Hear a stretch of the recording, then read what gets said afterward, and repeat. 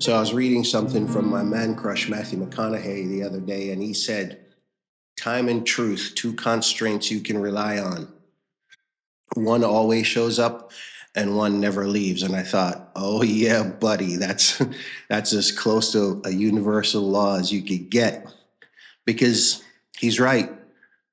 I mean, you can outrun excuses, you can outtalk people, but you can't outrun time and you can't hide from the truth.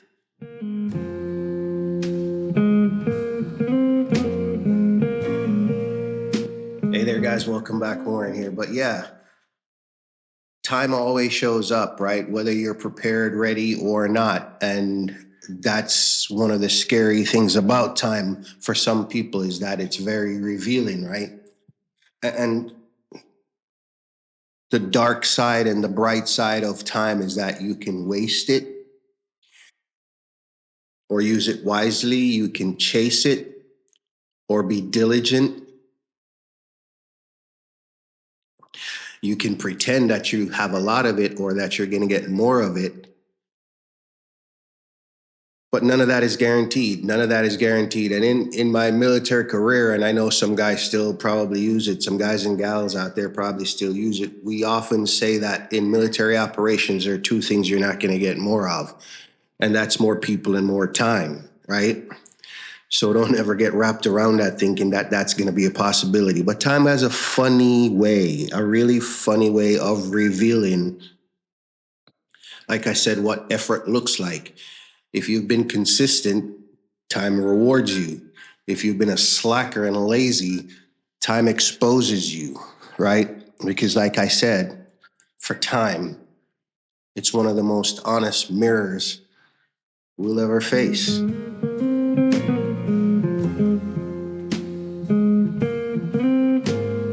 And then there is truth, right? The one that never leaves. It doesn't shout, it doesn't chase you, it just waits. Kind of like that creepy uncle in the corner, during holiday session, just hugging his drink and looking at people really creepy like.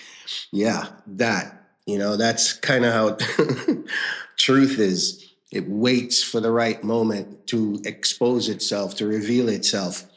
And then when it does, it doesn't care. It doesn't care about your story. It doesn't care about your spin. It doesn't care about your intentions, kind of like your creepy uncle doesn't have any filters once he does come out of that creepy corner.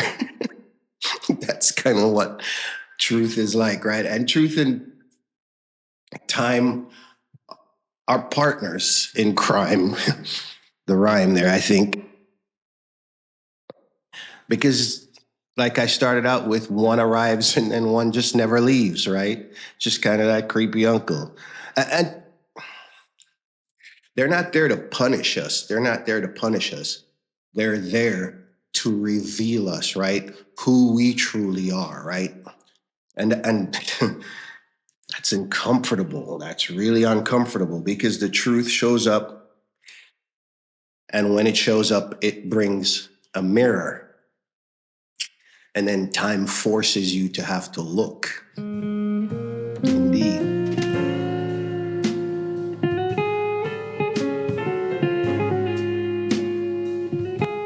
But you'd say, Warren, what are you getting after? What are we talking about? What's the so what of our chat? And I as always, I was just throwing ideas around as I saw them. And this one just kind of stood out to me because in the middle, in the middle of both truth and time, that's where we live, right? The messy middle, where we're tested, often refined, and sometimes even broken, right? Where we question everything. That part, on the drive home where you're like, man, really? That kind of week, right? And you question your own sanity. You gaslight yourself because what else is there to do, right? What else is there to do? Because in that messy middle is where growth happens because we're being tested, right? We either grow or we go the other way, right? The way no one really wants to. And I think that once we stop trying to cheat time and hide from truth, again, sounding overly philosophical, but yeah, once we stop trying to get more of something we have agreed that we can't, and something that we have agreed is precious and should not waste, once we have come to that agreement and stop trying to cheat it on either end, and stop trying to hide from truth, because again, it's your creepy uncle that's just lurking in the corner. It's gonna come out, right? Kind of like the whole adage coming out of the closet. Yeah, he's gonna come out eventually, right? So the truth, like they say, shall reveal itself. In whatever form that is, right? In whatever form that is. Once we start doing that, life gets a little simpler. Not easier by any stretch of the imagination, just a little simpler, I think.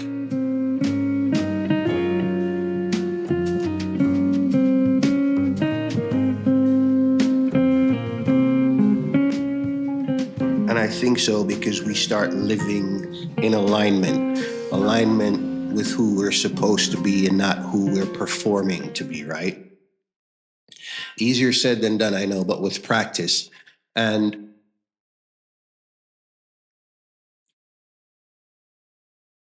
that's like with everything that we have to deal with, right? In our personal and even professional growth.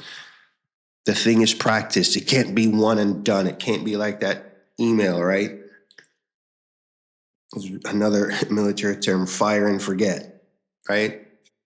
There's no follow up. You just like shoot off an email. But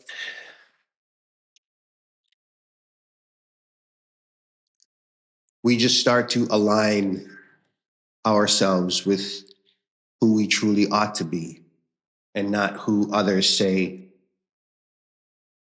that we're supposed to be, because it's easy to do. It's easy to do. It's easy to align ourselves with the trend, the latest trend, or what our so called friends say that we ought to align ourselves with, even if they know better, know that that is not what we seek. It just happens. It's the human condition, like I like to say.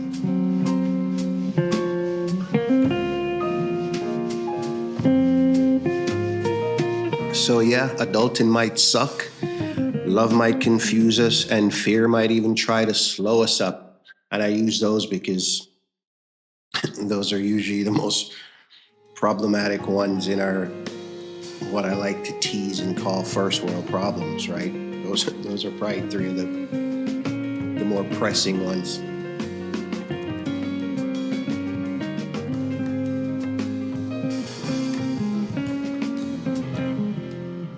But those are fleeting, though. Those are fleeting. Time and truth, on the other hand, don't ever leave. They're always there, right? Patient, honest, and undeterred. The question is, when they meet us, when they meet you, will you be proud of what they find? And until our next conversation, you be good out there. Take care of yourselves, and we'll talk again soon. We'll see you.